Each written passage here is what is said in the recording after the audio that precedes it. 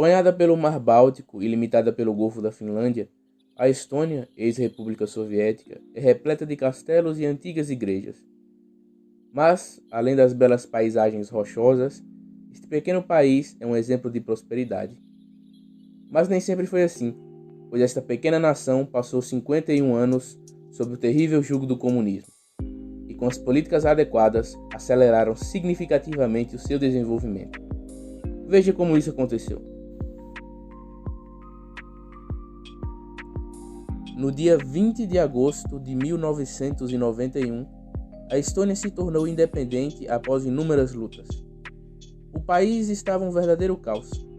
As lojas estavam completamente vazias e o rublo russo não tinha mais valor. A produção industrial diminuiu em 1992 em mais de 30%, mais do que durante a Grande Depressão dos anos 1930. Os salários reais caíram 45%, enquanto a inflação geral dos preços estava em mais de 1000%, e os preços dos combustíveis aumentaram mais de 10.000%. As pessoas ficavam em filas para comprar comida, assim como no resto da União Soviética. Pão e laticínios eram racionados, e como não havia gás para aquecimento, já que era um país muito frio, o governo planejou evacuar grande parte da capital, Tallinn, para o interior. A única instituição que parecia funcionar era o mercado informal. Enquanto as outras nações começaram as reformas mais cedo, a Estônia deu início à sua reforma monetária em 1992, quando foi introduzida a própria moeda do país, sendo a primeira república ex-soviética a tomar esta decisão. E usando um sistema de conselho monetário, a moeda estoniana foi totalmente convertida ao marco alemão. O nome deste regime monetário é Currency Board, no qual não há política monetária e nem interferência política. Sua função é trocar a moeda nacional por moeda estrangeira, fixada a uma taxa de câmbio fixa. O Currency Board estabilizou a moeda e impôs uma disciplina no orçamento, já que o governo não poderia imprimir moeda, seus gastos precisariam ser financiados exclusivamente via empréstimos e impostos. Impostos estes que não poderiam ser altos, pois inviabilizariam toda a atividade econômica, e o empréstimo aumentaria a taxa de juros significativamente.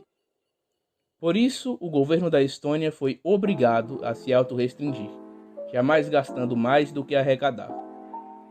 Equilibrar o orçamento mexia com o interesse de poderosos grupos, pois exigia cortes radicais em todo tipo de subsídios e repasses a empresas estatais.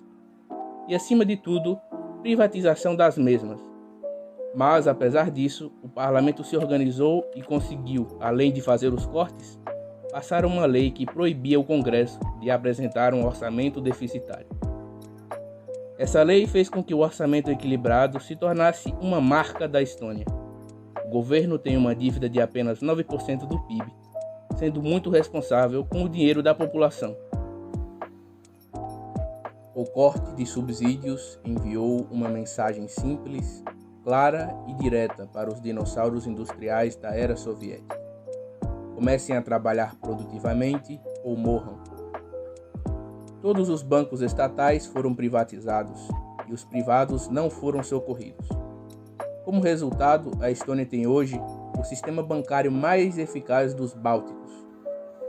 Seguindo esta linha de ação, a Estônia se tornou uma zona de livre comércio, após reduzir tarifas de importação e abolir todas as restrições às exportações. O objetivo disso, segundo o primeiro-ministro da época, era permitir acesso fácil e barato a produtos que aumentam o padrão de vida da população. A consequência dessas flexibilizações foram positivas, já que as empresas estonianas aumentaram a eficiência devido à concorrência. Isso impulsionou o crescimento econômico e a reconstrução do país. E, obviamente, os empregos aumentaram, já que as empresas estrangeiras se estabeleceram no país. Para economias em transição, atrair investimentos estrangeiros era uma alternativa muito superior a pedir empréstimos para instituições internacionais como o FMI, pois esse tipo de ajuda internacional sempre gera o risco de perpetuar atraso com conselhos arcaicos, fazendo com que os países percam a oportunidade de usar seu relativo atraso como mola propulsora para o desenvolvimento. O sistema tributário da Estônia tem uma alíquota única de 20% sobre o lucro das empresas. Isto fez com que a Estônia se tornasse o centro mundial das empresas de alta tecnologia, impulsionando o investimento estrangeiro e o crescimento econômico. A Estônia se tornou o terceiro país com o maior número de startups per capita. Para se ter uma dimensão do sucesso, as marcas Skype, TransferWise e Bolt foram criadas lá. Para abrir uma empresa na Estônia, nem é preciso estar no país. E o processo, que acontece totalmente online, demora apenas 3 horas. Os dados do e-Residency, o documento de residência eletrônica que possibilita a conta bancária e o registro de empresas, são protegidos por blockchain, a mesma tecnologia das moedas virtuais. Não é preciso dizer que este é um ótimo lugar para viver.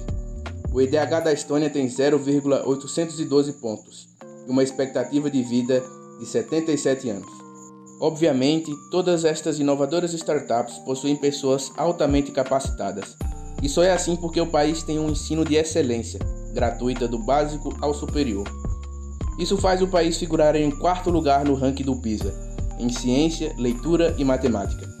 O ensino básico recebe maior atenção e os jovens saem da escola com a base intelectual necessária para aprender qualquer outra coisa que se interessarem. Poderia passar horas e horas falando sobre a Estônia, sua cultura e seu longo processo de independência, mas decidi focar nas reformas necessárias para a reconstrução do país, já que elas têm muitas coisas a nos ensinar. Porque apesar de toda a destruição causada pelo comunismo soviético e de todas as dificuldades culturais e geográficas, a Estônia, com as políticas corretas, conseguiu se reerguer e se tornar o centro mundial da alta tecnologia. Todas estas reformas que trouxeram estes belos resultados para a Estônia foram encabeçadas por Mart Laar, o primeiro-ministro do país após a independência. Ele se inspirou em um único best-seller, o Free to Choose, do Milton Friedman.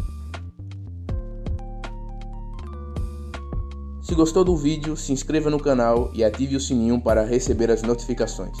Até mais!